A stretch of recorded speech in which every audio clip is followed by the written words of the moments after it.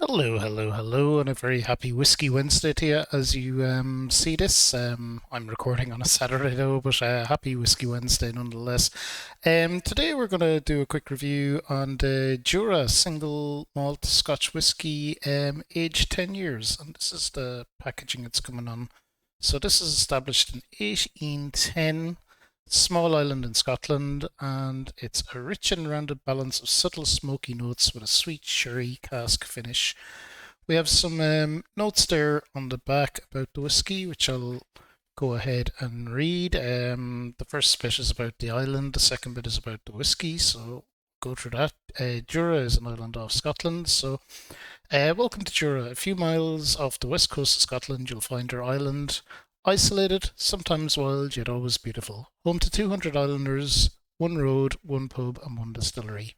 Since 1810, this unique island malt has been our greatest endeavour and our greatest reward. Its creation, the heart of an unbreakable bond between our island, our people, and our whisky. So that's about the island.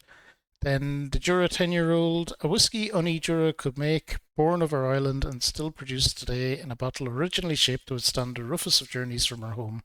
Crafted in uncommonly tall stills, matured into fresh sea air and American white oak bourbon barrels, and finished into finest age Oloroso sherry butts. And it goes on to give some tasting notes on it then. A touch of peach brings a rich and rounded balance of subtle smoky notes with a sweet sherry cask finish. Is warm in colour with aromas of fruit, cracked pepper, and dark chocolate, and flavours of nectarines, ginger, and freshly ground coffee. Um, let's go ahead and get the bottle out then. Just give you a good look at that again one last time. It's nicely packaged, the Jura whiskey. As you can see, I've had quite a bit of this already, but not too much. So this is the bottle itself. As it comes, it's kind of got some of the same notes on the back that we read off the outer box, and it's aged 10 years. So we are going to put this here. It's a nice little presentational thing. I have too much stuff on my desk. We're going to do our usual way we review things. We're going to pour a glass for sipping, and we're going to pour a shot as well. Which is my preferred way. I feel the shot can give you a different taste sensation, or just kind of it explodes a bit more. I know some people may not be big appreciators of whiskey shots, but I think they have their place.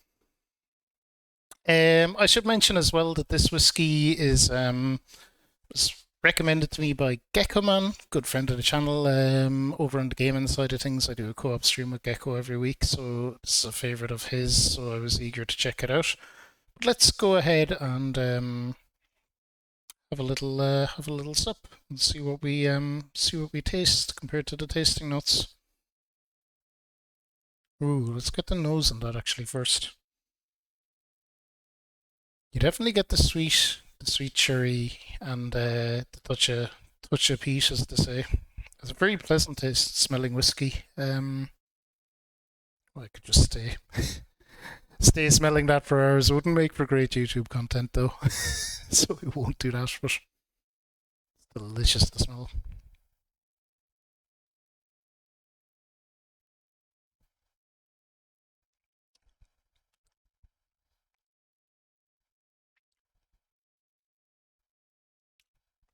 So let's see. So off that, I would say looking at the tasting notes.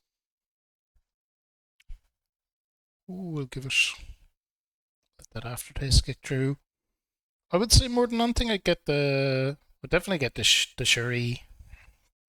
You could also get the bit of bourbon from the house. The ground coffee, which is listed last, I think comes through surprisingly prominently for me, and there's probably an element of dark chocolate, and the it says fruit somewhere, doesn't it? Aromas of fruit, yeah, you definitely get them as well. So they're kind of all there. Um, Good whiskey though.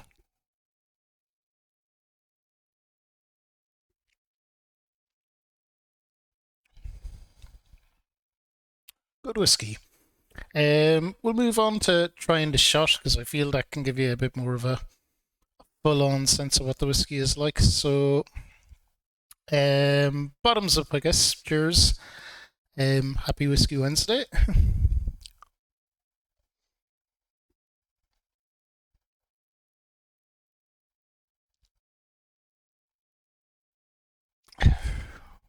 Ooh. Ooh, good burn off it through the shot.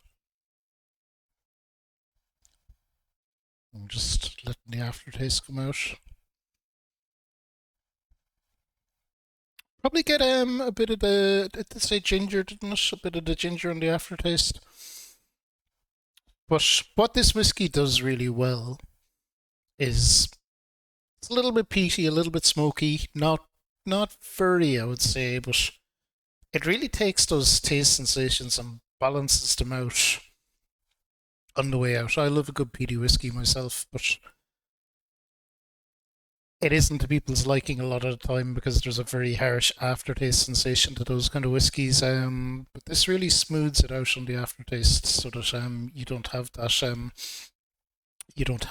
harsh aftertaste. I guess we'll have one last sip.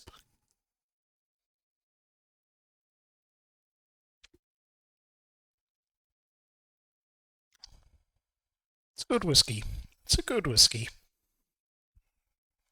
It's a good whiskey. As I said, it's a favourite of friend of the channel's Gecko Man. I'm happy to do a little review on it. The tenure is certainly I didn't think as you can tell I bought this some time ago, so I don't remember what I paid for it, but I do remember the price point being pretty reasonable. There are older vintages which are a little more on the pricey side that you may get into somewhere down the line. But in summary, a fine whiskey. A fine whiskey. I've certainly enjoyed it. I recommend checking it out for sure. And yeah, feel free to jump on down in the comments if it's a whiskey you like, and let me know what you guys thought of it. Always happy to hear. Thanks for watching. Like, subscribe, comment, all that good stuff. It apparently helps with things. And I'll see you really soon for another Whiskey Wednesday. Bye!